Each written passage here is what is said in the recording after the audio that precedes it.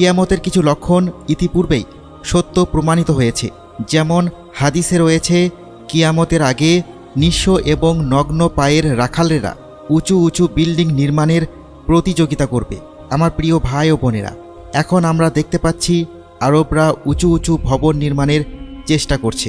অন্য এক হাদিসে বলা হয়েছে, কিয়ামতের পূর্বে দাসী তার মনিবকে জন্ম দেবে।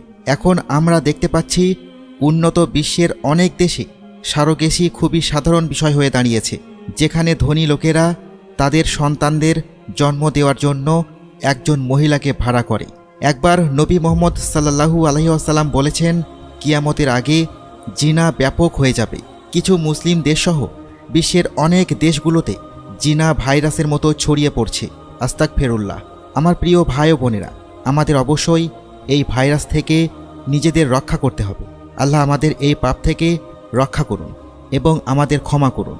অন্য আরেক হাদিসে নবী মুহাম্মদ সাল্লাল্লাহু আলাইহি ওয়াসাল্লাম বলেছেন, কিয়ামতের পূর্বে সময়ের বরকত চলে যাবে, সময় অনেক দ্রুত অতিক্রান্ত করবে। এখন আপনি অনুভব করতে পারেন যে আমাদের চারপাশের সবাই অভিযোগ করছে যে সময় কিভাবে দ্রুত চলে যায়। মনে হচ্ছে একটা বছর পার হচ্ছে এক মাসের মতো, একটা মাস এক সপ্তাহের মতো চলে যায়, এক সপ্তাহ যায় এক দিনের মতো এবং একটি দিন এক মিনিটের মতো দ্রুত কেটে যায়। এগুলোর মতোই কিয়ামতের পূর্বে শেষ রমজানের মাঝেও এক নিদর্শন রয়েছে।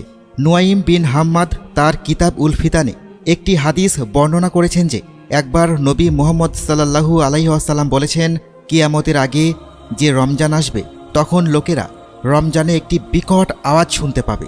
এই আওয়াজ এতটাই রহস্যময় ও ভয়ঙ্কর হবে যে মানুষ ও অন্যান্য প্রাণীরা ভয় পেয়ে যাবে এবং সবাই সেই আওয়াজের উৎস খোঁজার চেষ্টা করবে, কিন্তু তারা সেই আওয়াজের উৎস খুঁজে পাবে না। সেই রমজানের পর থেকে মানুষ তাদের ঘরের মধ্যে এক বছরের খাবার জমা করা শুরু করবে, কারণ সেই আওয়াজের পর জমিনে ফসল হবে না এবং মানুষ অনাহারে থাকবে, ব্যাপক দুর্ভিক্ষ দেখা দেবে।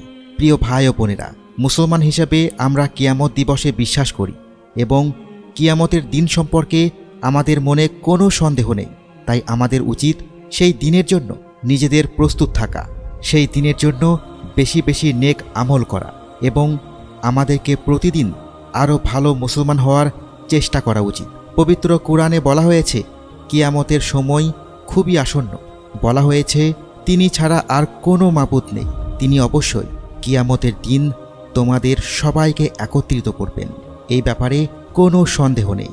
আর আল্লাহর চেয়ে অধিক সত্যবাদী আর কে? আল্লাহ আমাদের ক্ষমা করুন এবং বিচার দিনে আমাদের লজ্জাজনক কাজগুলো গোপন রাখুন।